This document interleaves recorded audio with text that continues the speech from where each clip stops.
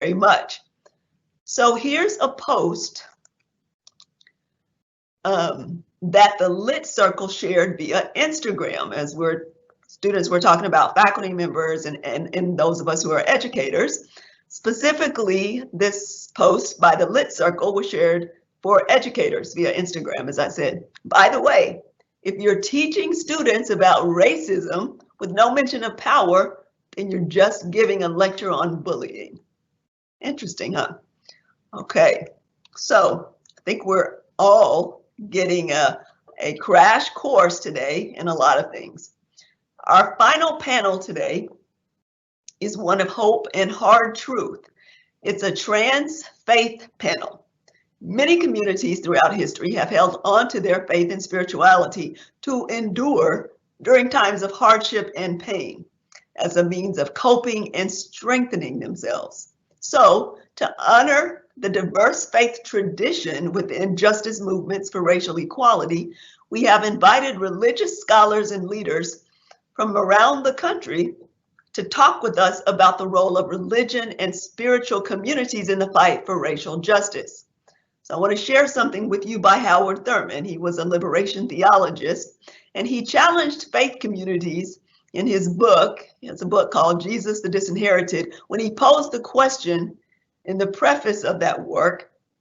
And he said, why is it that Christianity seems to be impotent to deal radically and therefore effectively with the issue of discrimination and injustice on the basis of race, religion, gender, sexual orientation, and national origin? Is this impotency due to a betrayal of the genius of the religion, or is it due to a basic weakness in the religion itself? So this is a challenge and an important question for those who are members of spiritual communities. This is something that our panelists will get into during this session. Rachel Carone, Student Diversity and Inclusion SSS, Student Support Services Director, will introduce our moderator, who will have our panelists then introduce themselves to you. Some of you may recognize the moderator for our Trans Faith panel. Perhaps you've had her in a class, or maybe she's one of your colleagues. You'll know who she is when we turn it over to her. There will be no Q&A after this session due to the schedule of the panelists who participated in this session. Thank you very much, and I'm going to turn it over to Rachel.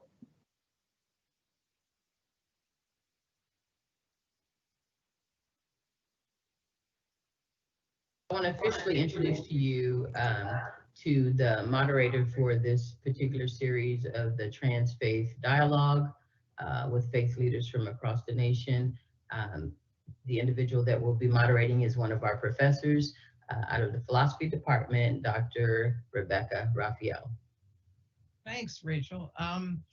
I want to welcome everyone to the Trans Faith Panel Dialogue at Texas State University, which is part of Texas State's Juneteenth observance this year. Our panelists are the Reverend Dr. John Elford, who is senior pastor at University UMC Austin.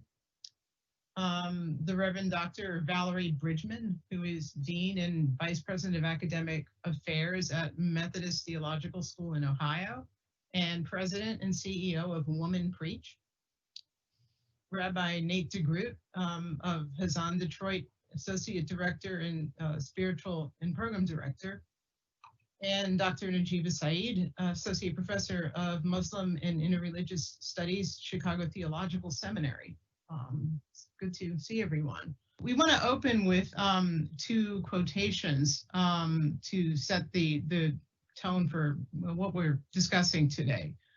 In 1903, Dr. W.E.B. Du Bois wrote in The Souls of Black Folks, "Herein lie buried many things which, if read with patience, may show the strange meaning of being Black here at the dawning of the 20th century. This meaning is not without interest to you, gentle reader, for the problem of the 20th century is the problem of the color line."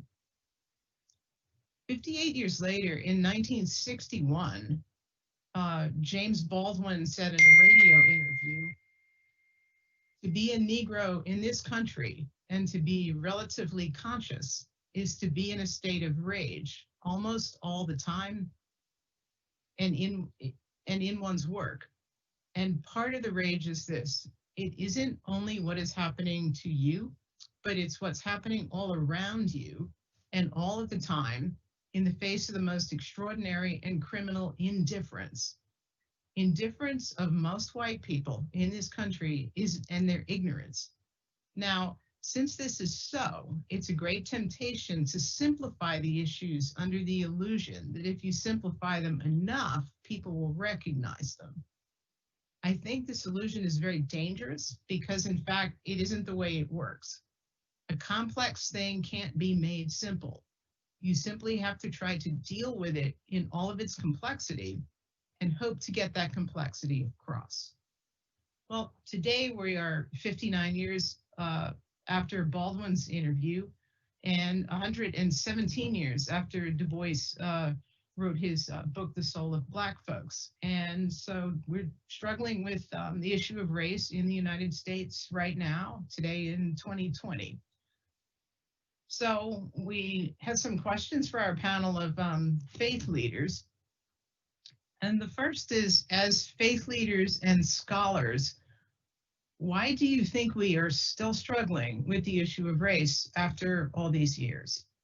I don't want to go first, but I will.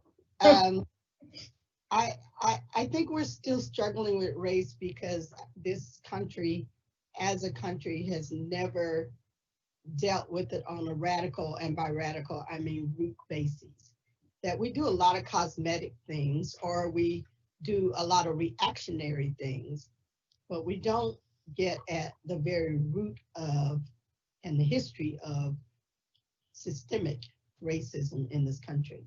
And we have to confess, particularly those of us who are of the Christian ilk, that it's baked into some of our faith tradition, and it's baked into our history books, and it's baked into the ways we talk about it. And we talk about it differently depending on what communities we are a part of. I can speak from my congregation. University Methodist is mostly a white congregation, and so I'll be speaking from that perspective. And I think that one of the things is sort of the somewhat invisible nature of racism, although in the last 4 years, maybe not quite so invisible. How do you work on it if you really can't see it? And also, racism in America is something that was created by white people for white people for their benefit. It doesn't really affect white people on a daily basis. Baldwin said we're in a state of rage all the time. White people can ignore it. We can talk about it for a little bit on Sunday morning or whatever, and then we can just kind of let it go. And so how do you work on a problem if you can't see it and if it doesn't really affect you? And I'm not excusing people by that, but I'm just saying that I think that's the reality. That's the perception for a lot of white folks.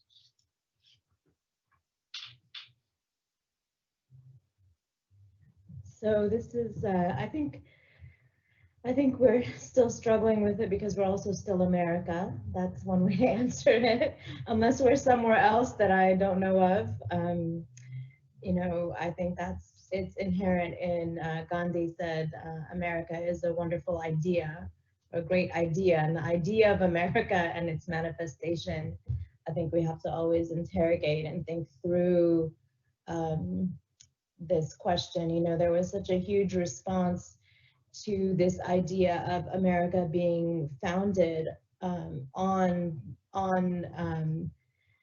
America being founded on racism, and slavery as an American institution is still being contested by historians in this day and age. And I think that that's really something we also have to think about, those of us that are in the academy. How much has the study of American history glossed over and just left racism and the reality of, particularly I wanted to mention here, I think this panel is about anti-Black racism in particular, which we need to kind of define and narrow, because I think from my vantage point, scholars who are writing about racism as Muslims. Zahir Ali, Monica Coleman just had an article on African American religious pluralism in a book that I edited, and others like Kayla Wheeler. I'd be happy to talk about their perspectives as well, but I just wanted to sort of share this kind of defining for myself is that racism is a part of the American ethos. It's built into the bones and unfortunately, the infrastructure of society, not just now, but historically. And how do we contend with that as scholars and as faith leaders? Yeah, thank you all so much. I think for Jews, we have a unique kind of vantage point and perspective and way into this conversation.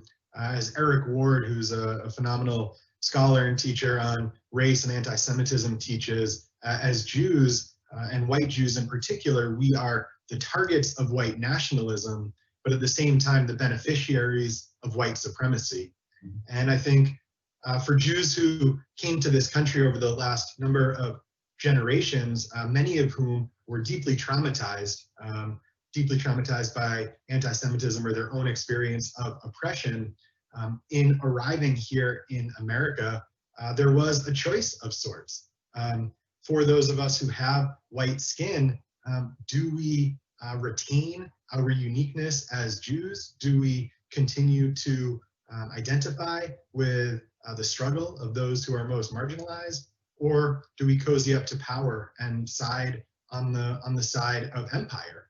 And for so many Jews, and for far too many Jews, siding with empire felt like the safe choice, felt like, should we do that, we might be protected. And I think for white Jews today, that choice is really about how much are we willing to risk? How much privilege are we willing to give up? What is at stake for divesting from our own whiteness and standing in solidarity with those who are Black and all people of color. And I do just want to name that it's important to note that the Jewish community itself is incredibly diverse, and studies show anywhere from 12 to 15% or more of the American Jewish community are Jews of color, many of whom are Black Jews. And so this is also a conversation about how do we support our own people, not just how do we treat the other. And lastly, I'll just mention that within Judaism, we have a concept of tshuva in Hebrew, a sense of return or reclamation of our core and center. And so for those of us who are trying to unlearn racism and practice anti-racism, that struggle remains. We strive for tshuva on a yearly basis and even on a daily basis. And so the work is never done, as uncomfortable as it might be. Well, thank you. That's a very effective transition, I think, into the second question. Given that, I mean, the struggle for racial justice is something we would want to see throughout society. What do you all think is the specific role of faith communities in the struggle for racial justice? I think I wanted to address one of the roles that I think we shouldn't have and that we have had, and that's particularly around theologies of reconciliation. So I come from a long history of doing conflict resolution in communities around the world, but particularly for the last 20 years in Los Angeles. And I think faith leaders bring an incredible acumen around social justice work. We've heard our panelists from different traditions speak about the traditions within our own scriptures, our own histories that promote justice. In the Muslim tradition, the notion of karama, that every human being is endowed by dignity from God. We don't gain our dignity from human beings. It's absolutely endowed by every human being, and not just Muslims or not just one particular community. So this idea of being able to bring that conversation of dignity to the table is a gift that different religious traditions bring. I think we've also, and we have to be very careful that when conflicts, tensions, and I would say they never go away, they're always there, that often faith leaders can push to reconciliation, forgiveness, to deal with some of the interpersonal wounds that people are dealing with. In my work, I call that the myth of interpersonal peacemaking, where interpersonally you may have to deal with a death, you may have to deal with grieving, and that's a different kind of question around spiritual care, pastoral care for that family. What happens now in the public space is we push that on to individuals and whole communities, and that's happened throughout the history of the United States. We have to be careful that words like forgiveness, civility, and other forms of, what could be beautiful concepts when they come out of the agency that individuals and communities wish to exercise in their own time and space. I think we have to be careful that religious ritual, religious leaders, religious scholars, religious and faith leaders, particularly in combination with state. Right now we're in a time of state violence, that we have to be very careful that we don't become instrumentalized in using religion to push people into forgiveness at the risk of erasing the reality of racism as it exists today and as it has existed historically. I don't know how that works let me talk about it from a Christian perspective, particularly a Black Christian perspective, who has been a part of both non-denominational and more conservative traditions and more mainline traditions. So I'm speaking from that perspective. Today is the 5th anniversary of the killings of worshipers in Emanuel 9 by a radicalized Lutheran, LCA Lutheran man who got infantilized, by the way, in order for us to feel sympathy for him, but not for the victims, who was arrested and given a vest to protect him from anybody shooting him and taken to Burger King. And then the Black mourners and the Black families were told immediately, forgive him. Because of a misunderstanding, I believe it's a misunderstanding of what forgiveness means, even in the Christian text. And so the weaponizing of forgiveness to keep people from being held to accountability and to keep people from justice, it is a long-standing tradition that was taught by primarily a white version, really, of Christianity. I remember in 1992 when I was in New Jersey when Los Angeles went on fire in May because the people who beat Rodney, I can't remember his last name, were acquitted, the police officers, and it was something we all saw on tape. And Ada Maria Asasa Diaz was leading us, may she rest in peace. And she prayed this prayer, Lord, sustain our anger.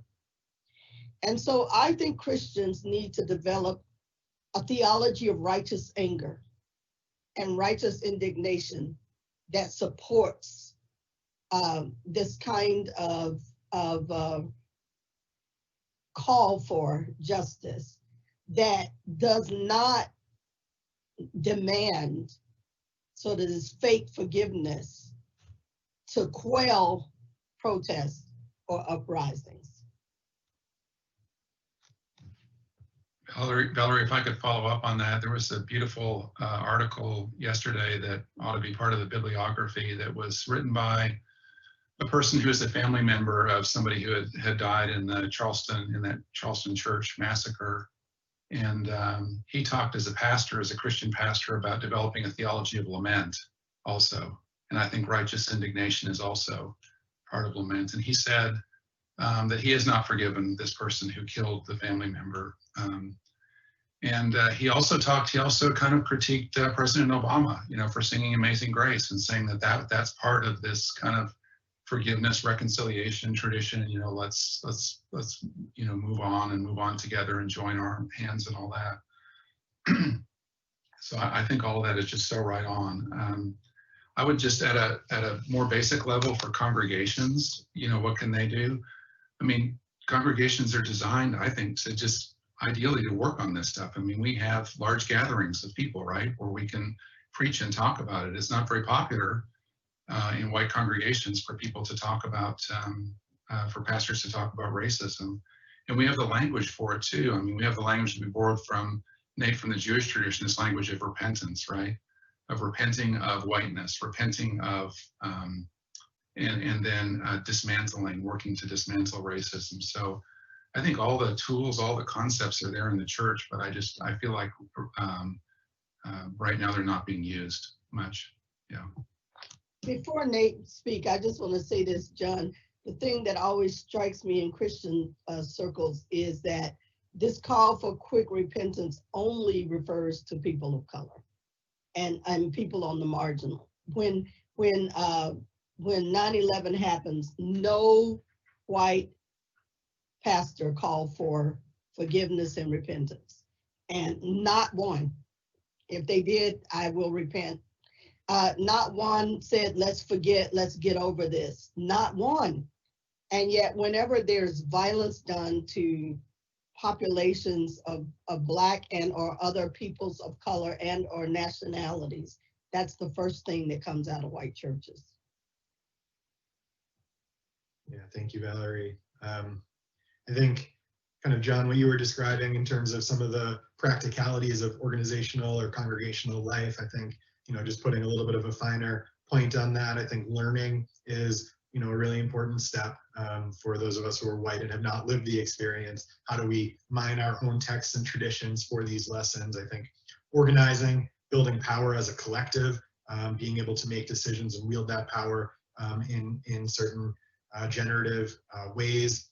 Action, how do we show up together? I think it's far more powerful and far more possible to really show up with your full self when you feel like you're doing it with one another and you're doing it in a group. And I would add to the action piece, one of the kind of terms or frameworks that I've been playing with is kind of instead of or in addition to social justice, really thinking of sacred justice and taking cues from the water protectors at Standing Rock, taking cues from the community in Minneapolis who has been holding vigil, sacred vigil at the site where George Floyd was murdered. How do we actually bring a kind of sacred resistance to the streets, to our protests, and lead with the kind of sanctity that we've seen in those examples to actually transform the moment? And lastly, I would add from the Jewish tradition, I think it's really critical to understand the balance between spiritual sustenance and activism and action in the street, and understanding the ratio and balance of those two things. God created for 6 days and rested for one, not the other way around. How do we act for 6 out of the 7 days and take perhaps one to take a step back and understand the inherent perfection of the world around us? But our tradition forbids certain acts of work on Shabbat, on our day of rest, and those categories of work come from the same categories that it took to build the tabernacle in the wilderness. And so this teaches us that during the 6 days of the week, the work that we do is to build the holy structures, to actually build a more just and dignified world. And it's only on the 7th day that we get to live within that structure. So how do we work for 6 days and then also ensure the spiritual sustenance to keep going on that 7th?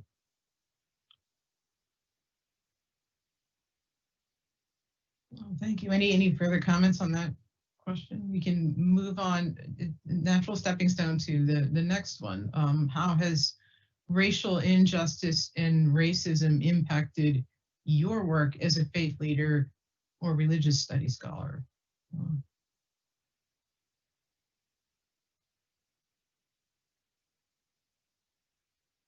Who wants to go first? I'm trying not to be first. Okay, so my last academic piece was literally on how for my scholarship to be in service to the people. Here the people are Black people, but I actually, as a womanist, believe that when the most vulnerable, when Black people, poor Black women are cared for and taken care of, and given voice and all of that, then the whole world gets it. Because that means you're paying attention to the most vulnerable. And our structures have to attend to the most vulnerable, because the most powerful are going to get theirs, right? So I try, the Academy is not kind to that kind of writing, but I'm of a certain age and of a certain tradition where I frankly don't care anymore, if I ever cared, because I believe that as a scholar and as an advocate activist, I am accountable to communities, right? Nothing I do can be outside of the communities of accountability.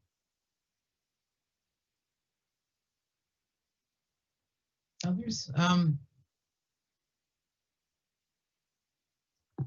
can speak personally that my trajectory has certainly evolved from the time when I was a young child, and really operated from a place of charity, of understanding that it was important to give, whether that was for my bar mitzvah project as a 13-year-old, organizing used sporting goods to give to the Boys and Girls Club in Boston, or handing out bagels and coffee and hot chocolate to those who are experiencing homelessness in the winter of Massachusetts. But over time, certainly have taken my cues and my learning from right, Emma Lazarus within our own Jewish tradition, the activist who said, until we are all free, we are none of us free, recognizing that my liberation is bound up in yours. The quote by Lilla Watson, if you have come here to help me, you are wasting your time. But if you have come because your liberation is bound up with mine, then let us work together. And that is really the tradition that I bring to the work that I try to do in the world, specifically right now through the organization that I'm a part of, Chazon, in Detroit. As many folks know, Detroit was hit especially hard by COVID-19 and continues to be reeling from that, with over 50 years of systemic divestment from the city, the largest majority Black city in the country, and a city that suffers from incredible environmental racism and racism in our healthcare systems and so many other of our systems. Detroit's the 24th most populated city in the country, but experience and continues to experience the third most deaths and cases of COVID. And so the organization that I work with, Chazon, we are the Jewish Lab for Sustainability, and we work at the intersection of climate and Judaism. In this moment, though, we really pivoted to be working on mutual aid efforts, trying to stand in solidarity and follow the lead of the Black community in the city of Detroit, doing all sorts of food rescue efforts, making sure that food is not being thrown out, but delivered to frontline organizations and to pantries, as well as a relief garden initiative where we've delivered compost and seeds to over 300 individuals in the Metro Detroit area to grow either for themselves, if they are in a difficult time and need their own sustenance, or to grow and donate to those most in need. And really trying to take the cue of my teacher, Yavila McCoy, who teaches about getting proximate and trying to be as proximate as possible and as close a relationship as possible, to be able to ask the question, what do you need? How can I show up for you? And to listen and to respond in kind. So I'm actually now, this is my second, I'll be teaching at my second Christian seminary. The last seminary that I taught at for 10 years was the United Methodist Seminary. And I think one of the things I've learned as the only Muslim professor in these spaces is that part of the work is, and here I'll speak to congregations, is not really, I think a lot of times the immediate response is to go out and try to seek relationship with other communities or build relationships.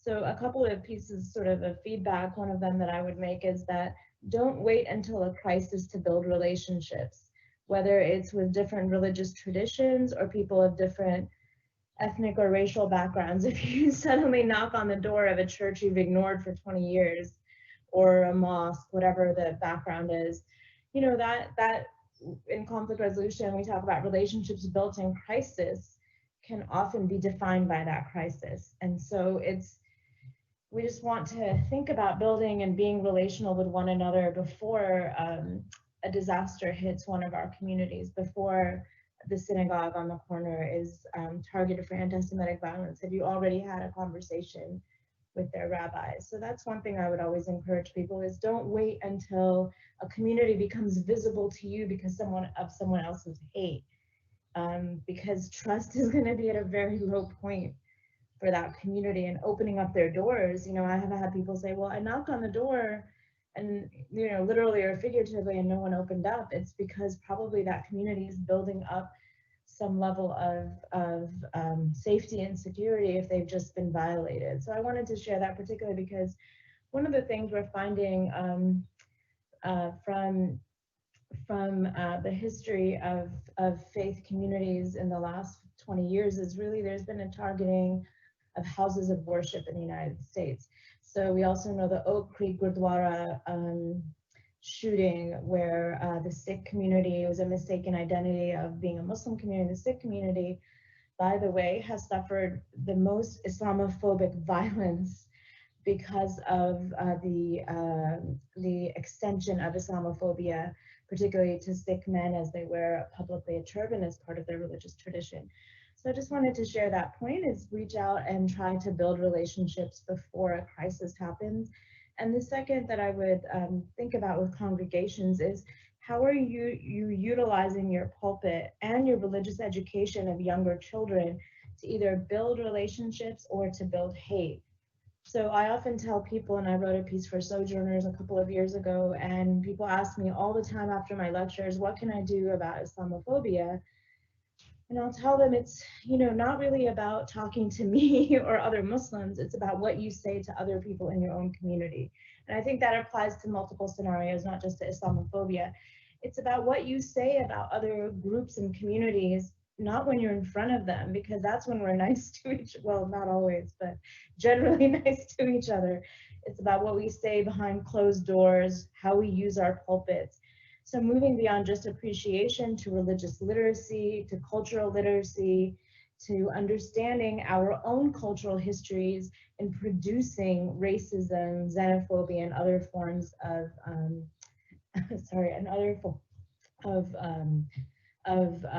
discrimination, I think are really important. And it's finally having the conversations with those in our community that are difficult.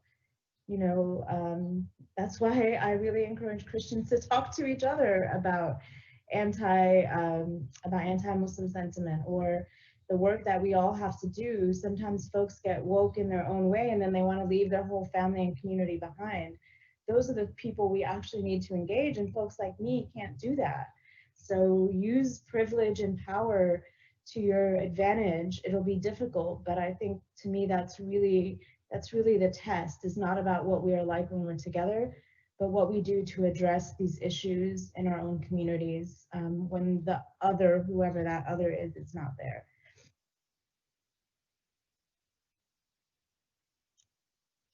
Y'all have pretty much covered it, so gosh, I don't know what else is there to say. You took all the words right out of my mouth, Najib. So I'll just say two things real quick.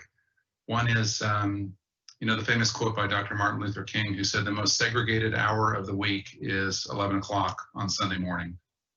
And that just sticks with me all the time. The United Methodist Church is 94% white. The United Methodist Church, the AME part, is 94% Black.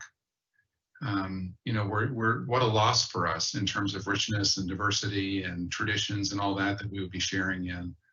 And of course, that's a whole conversation of its own, and a difficult one about why United Methodist churches, or why white liberal Protestant churches are not more diverse. And I would say the second thing in my own congregation is that we have a long history, I think, of at least a core group of the congregation being civil rights activists and being involved in civil rights over the years. We also have a long relationship with Wesley United Methodist Church, which is a historically Black church in Austin.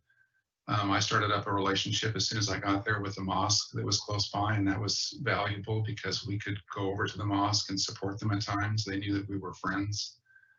But I think, you know, we've all had to step that stuff up, and we've had to get up to another level. So now, whenever there is, you know, whenever something happens on the street, like Ahmaud Arbery or whoever it is, We have a justice candle, and it's from South Africa. It's a candle that sits with barbed wire around it.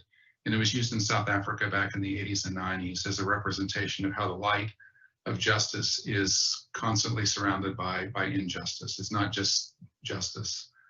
And we like that. And we talk in our prayers and in our conversations. I mean, that's how the service begins, with that. So we sing about it. We have sermons about it. And so I think every congregation needs to do that. And I think for some congregations, it may just be, as you said, Najib, just having conversations about it, where it's not just this unusual, strange thing to talk about race.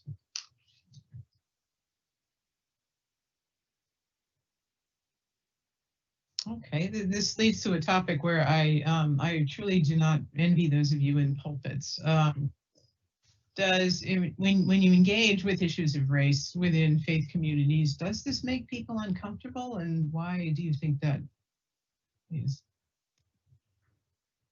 So I'm going to start because my hunch is that my answer is going to be entirely different from John's, or which is, in Black communities, you don't have an option not to. Now, it is true that some Black congregations that have aligned themselves to be white adjacent never bring it up, and they say things like, "Oh, we're all one. We don't see color. Color doesn't mean anything." Blah blah blah. Well, we live in a culture, and not just in the USA.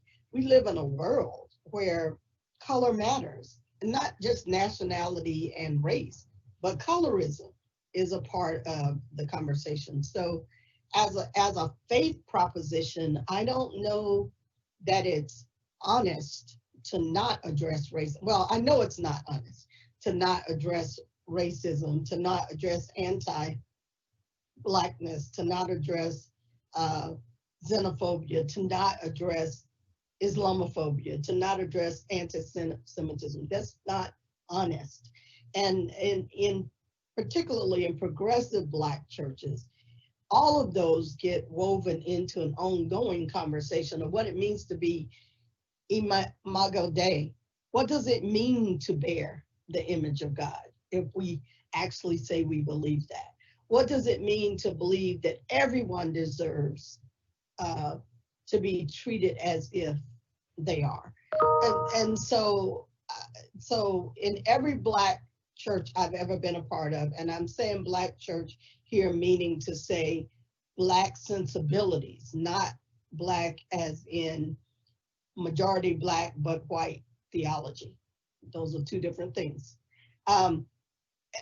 People who are unapologetically clear about their African descent and the impact it has on their faith tradition, it's an inevitability. It comes up in the pulpit, it comes up in conversations, it comes up in the curriculum.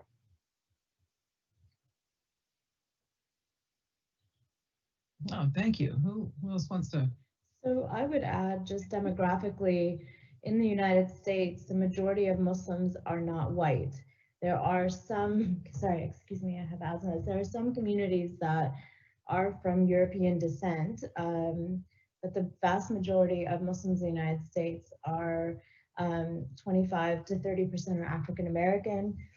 And this community has been here before the founding of the United States. So, you know, and we also have immigrant communities of South Asian and Arab background, North African, Sub-Saharan Africa, West Africa. I mean, all over the Muslim American community is incredibly diverse. And I share that because one of the things I've found, for instance, is the idea that Christianity is equated mostly with whiteness in this society still. And if not whiteness, maybe an extension to another community identity. But the invisibility, for instance, of Black Muslims in the discourse on racism. And to echo Dr. Bridgman, I used to do dialogues on race 2 decades ago. I no longer participate or encourage conversations just on the concept of race. Now, if it's a discussion and an elucidation and illumination of racism, that's a different framing. And that is something that I think is helpful for me and my work, is this distinction between getting together and let's just talk about race, because I think that often means, let me just talk about how to locate who I am and learn. And, I have those, particularly for talking about anti-Black racism, learn from Black people and be in a conversation with them. And I've taken care of my race quota, whether it's at my church or my university or my mosque. So I just wanted to share that framing. I think is really important. What is the conversation about? How is it structured? Who's doing the teaching? Who's doing the learning? Who's in the room? And to recognize that when you do interfaith collaboration, that the Muslim community, particularly that you're working with, is also going to dictate not dictate, but they will, listening and hearing how they define issues of justice, because it's really going to depend on where that community is coming from.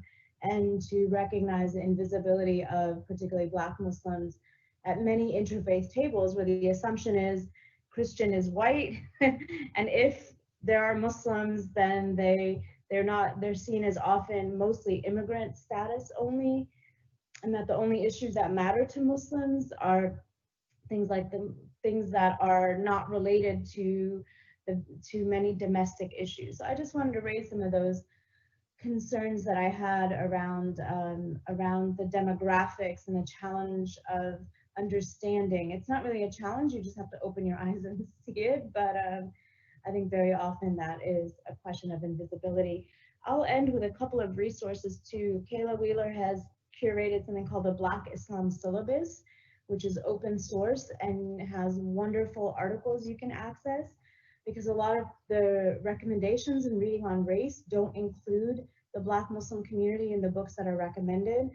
The other is, I would also recommend Islamophobia as Racism, which is another syllabus. I had a consultative role in that, not a creation role, but those are a couple of 2 or 3 sort of free reading lists that are out there that you can access, whether you're a professor, and many of the articles are good for faith leaders too. And also, lastly, think about using film and other forms of multimedia. Not everyone's down to reading 30 pages a week. So I would encourage you to look at some of these sources that have dialogue guides as well. Thanks, Ajiba. It's been said of Jewish faith leaders, probably faith leaders in general, that our role is to comfort the agitated and agitate the comfortable. And I think around issues of race, certainly it's our responsibility to agitate the comfortable. Does the conversation and action around race make white Jews uncomfortable? Absolutely. As I mentioned before, it really forces us to confront our white privilege, how we benefit from empire. It challenges our own self-perception as the kind of scrappy, oppressed victim and minority, which has been the way in which we've conceived of ourselves for 2,000 years. It challenges our own self-perception of being in solidarity with the Black community, mostly built off of a small slice of our community that did march with King or went down to volunteer with the civil rights movement. But too many in our community base our current solidarity off of a solidarity of 60 years ago. And really the question has to be asked, what have we done lately? What are we doing right now? And that question makes people uncomfortable. It reminds me of, this understanding of ally, not as a noun or an identity, but as a verb. And we can't rely on civil rights activism as our current form of allyship. This conversation challenges us to confront the racial diversity within our own Jewish community and recognize that we are not an entirely white community. It challenges us to reconsider our identification with and almost universal support of the state and policies of Israel, which is the subject of intense and most often justifiable scrutiny from many people of color and Black communities who are incredibly sensitive to oppression and can recognize state-sanctioned violence when they see it. And most of all, I would say it forces us to consider what we're actually willing to give up, what we're willing to risk in terms of our own lifestyle choices, our own sense of safety as individuals, our sense of belonging as Jews within a country that has recently murdered us for being Jewish, that has chanted on the streets of Charlottesville, Jews will not replace us, who understand us as the mastermind behind all of multiracialism in this country and in the world. What are we willing to give up, even within that context, especially within that context? And ultimately, the question, I believe, is will we side with the marginalized, recognizing that we ourselves are part of the struggle for a new multiracial democracy with all the beauty and all the challenge that comes with that, or will we side with empire and assimilate even further into white America, blending in, hoping we'll be safe, even though we know from history over and over again that we're never safe cozying up to power. And as we see currently, we know that Jews are scapegoated from the president himself all the way down. And so, yes, this is absolutely an uncomfortable choice, but for those of us who are determined to stand on the right side of history, it is a clear and uncontested choice. Before we go to the next question, I wanted to add, and thank you, Nate, actually thank each of you for what you said. I wanted to add that recently, Nate's phrase, "What will we give up?" made me think of this. Recently, a white Christian said to me that they believed Black people were asking too much, that he was gonna have to give up his inheritance. His grandmother had told him that she was taking him out of his will because of his, quote, social justice stance. And I quoted a scripture to him, a Christian scripture. "What will it profit you to gain the whole world and lose your soul? Or what will you give in exchange for your soul?" So I think for white Christians, and you know, for people in general, I think we think a lot about what we're giving up and very little about what we gain from doing the right thing. And so some of that, I think, comes from a theology of scarcity instead of one of abundance, that actually the earth has everything in it that all of us need. And the reason anybody is suffering is because somebody is greedy or being oppressive.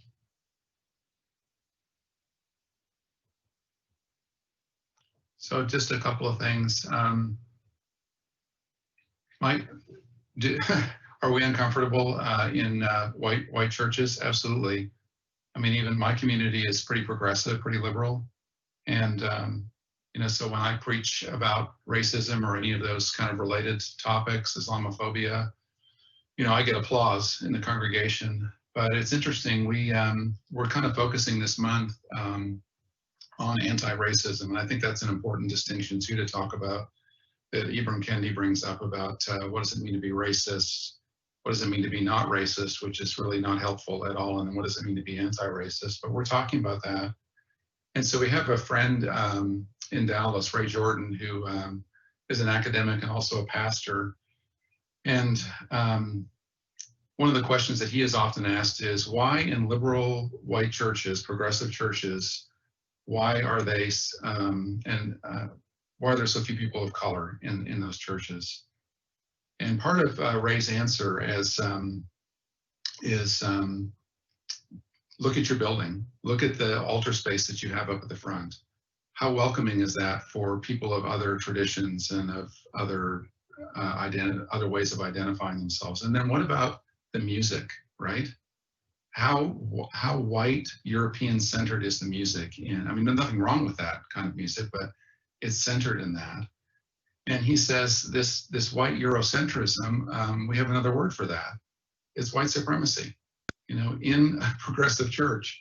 And he said, nobody really receives that well in these progressive churches, that they're practicing white supremacy. And it's hard to own that, because I guess we associate that with the Klan. You know, are you calling me a member of the Klan by suggesting that I'm white supremacist? And again, I like the way Ibram Kendi says, he says these words that we use they're not like verbal attacks on us. These are descriptive words that we use to describe realities. And white supremacy is this broad concept, you all know this, it describes a system with so many parts to it,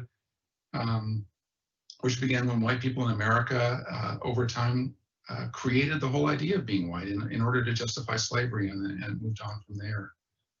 Also, white privilege obviously benefits me. And so how many people are willing to give up those things that benefit them? How many people like me would be willing to say white privilege actually, you know, part of why I am where I am is not just because of my gifts and not just because of my education and all my, you know, smarts and all that.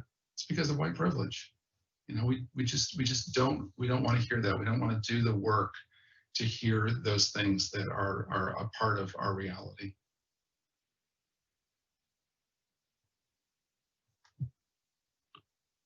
Well, what do you all think faith communities can do to help us tackle these issues?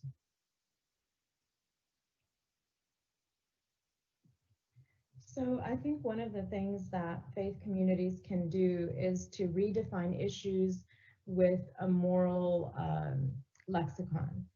So too often in the United States, the language around saving lives, the language around the sacredness of lives, the language around family and the values that emanate from family have been really, really, I think, have for some reason have been associated with only one political party, one political view of the public square in religion. And one of the things I think is helpful is to, like folks like Reverend William Barber and others who have taken issues such as the budgeting of cities and the budgeting across our country as a moral issue.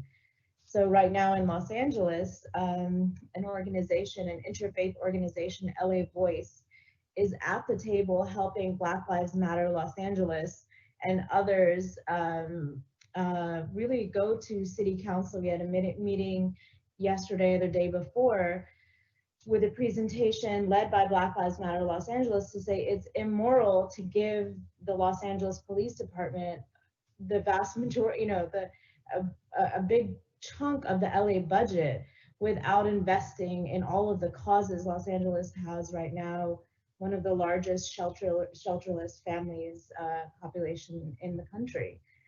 So this was a question not just around activists and community organizers, but some of my former students have been at the forefront of this work, and faith leaders have been there of every religious tradition, Bend the Arc Los Angeles, LA Voice, as I mentioned, and other organizations. So I just wanted to encourage us to think about not just partnering with each other as faith communities. Sometimes the interfaith work can get insular, is to also reach out. And sometimes, you know, it took a number of years to get some of the pastors and imams in Los Angeles to feel comfortable with having Black Lives Matter present in their spaces.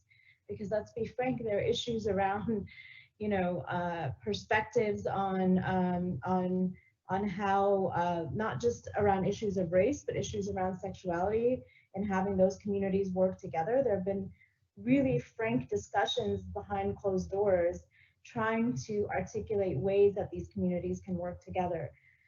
So I just wanted to share that as a conversation that's happening in the case study in Los Angeles, is that it's not just around interfaith literacy and conversation, but it's thinking through what and how are the moral issues of our time. And that's a unique conversation, language, motivation. And I'll end with one of the most important things we bring to the table is we live right now in a society that is built on predatory capitalism. So faith leaders are the ones that can stand up and say, wait, migrants it shouldn't matter what they can offer the United States in terms of financial gain. It doesn't matter that they just be skills-based. It's because of human life, whatever the human life is, and that's what we count for refugees, as the United States has dismantled its refugee program, which was led, by the way, by mostly evangelical faith leaders. So this is not something that only progressive religious leaders have a monopoly on. So I just wanted to share that, this language and this taking ownership of our moral imperative in the public square in particular. I want to follow Najiva and say that amen to all that you said. And I think that faith leaders have to learn how to follow the leader. I think the notion that we always have to lead is problematic, that there are people in the community, as Najiva has indicated, Black Lives Matter, other people Let's Live. There are any number of organizations who are doing powerful work. Ohio Power and Light here is among them. Now, a lot of those are faith leaders, but it's how do you become a good neighbor without having to do all the leading? How do you just fall in line and get in with the program as opposed to having to set the agenda all the time? And become a conversation partner, again, as opposed to leading the conversation. And I think that becoming a good neighbor is one thing that I think religious leaders should do for themselves, but also help their people do. You know, I remember here when I first moved to Ohio, there was a movement and there was an action on the streets, and I was there in the action. And the reporter was standing near me, and the young woman on the mic was really having a hard time articulating what she wanted to say. And, you know, I was just encouraging her. The reporter said this to me: "You should be the one on the mic." And I said, "No, those are my leaders." I mean, at some point, we have to affirm the leadership of the people who are putting skin in the game and not have to drive the action, but to support it. Yeah, just building off of what each of you just said, I absolutely agree. And you know, within the Jewish community, that looks like following the lead of Black Jews and other Jews of color. Specifically, right now, there is an initiative that is authored by Jews of color, asking and inviting and encouraging Jewish organizations to commit to a certain platform of what anti-racist organizational transformation will look like, including you know, being willing to say Black Lives Matter out loud, all the way to what is the racial diversity composition of your board and of your workforce, and how are you allocating resources, and all of these kinds of things. And so really listening to those most impacted within our own community and following their lead. And then, of course, as you both were saying, following the lead of Black organizations, Black movement leaders in general right now. And I think there's one thing, which is to ask, how can we support, or what do you need, or how can we follow you? And then there's a big gap between that and actually doing the things that we're asked to do. And that's where that discomfort comes in. And so it's not just about figuring out what is wanted or needed of us, but then actually following through and doing that. Najib, I appreciate you lifting up the case study in LA. That's where I was prior to Detroit, and I was a rabbi at a community there that's a part of LA Voice, and have a lot of friends right on the front lines there. So holding that as I was like, I know that guy. Whoa. Yeah, it's like when they say show up in religious garb and just stand here. That's what you should do, and not take the mic when the reporters say, "Oh, I want to talk to you." No, point to the leader. Just stand on the X. And I would also add, many of us come from traditions where women are not yet ordained, or like the Sikh tradition or the Baha'i tradition, there is no clergy. So just be aware, I've had interfaith spaces where I've been pushed aside because I'm not ordained clergy. And actually, what's funny is that I'm asked not to speak because of that. So I just want to share that too. I think if we're talking about faith leadership, let's extend it and even our language beyond clergy, because I think, you know, and frankly, the fact that I'm not clergy doesn't bother me. That's not what I'm searching for. That's not my role. So I don't wait till not all of us even want that. So I just wanted to share that with you too when you're working interfaithfully. Yeah, I think showing up is so important as clergy, and I turn down lots of speaking things and do that exactly. Valerie, my shirt here used to be the same color as your shirt, and I've worn it so often outside that it's fading away. It's going to be all white pretty soon.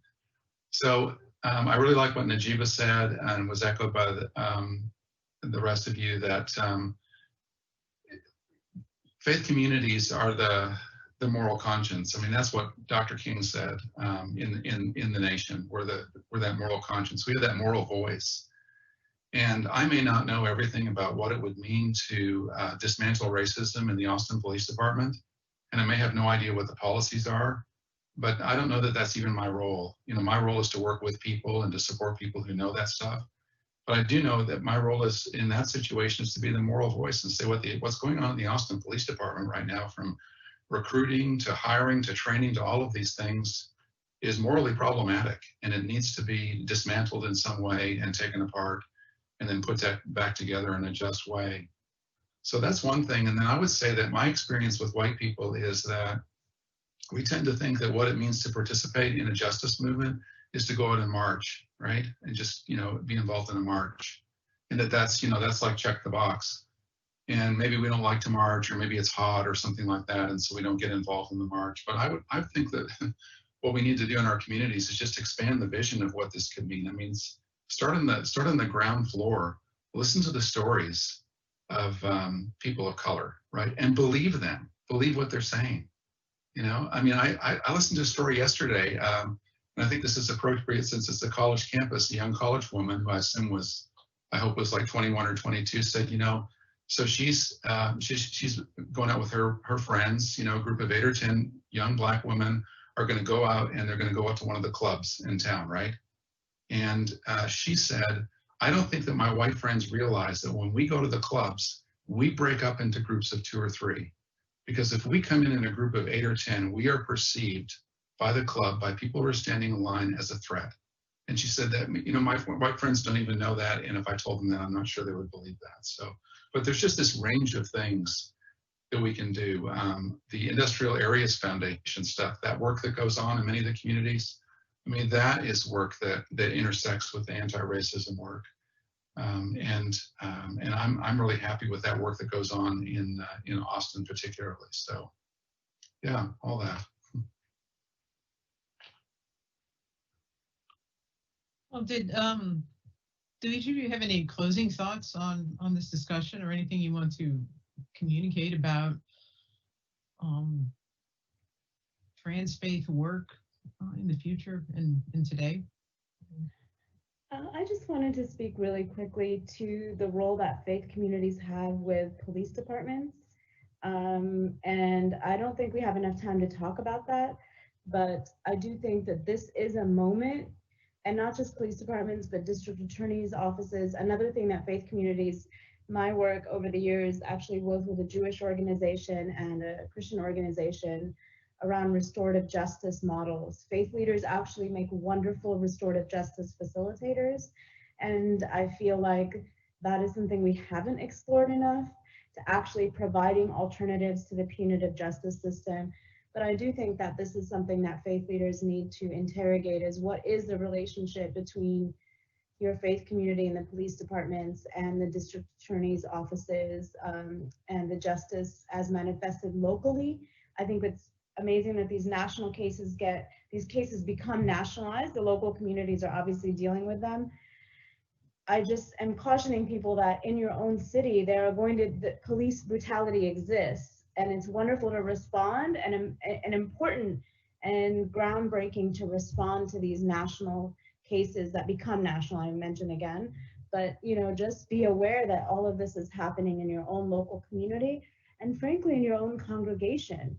We can't assume that our own congregations are not experiencing being snatched away by ICE, for instance. You know, I'm just pointing out that even your own congregation, you don't have to go very far sometimes to understand people who are affected by issues of police violence, whether it's federal or national or local. So I just wanted to kind of remind us to think about what are we doing, and are we offering a critical voice and perspective? And also, I could go on, but also.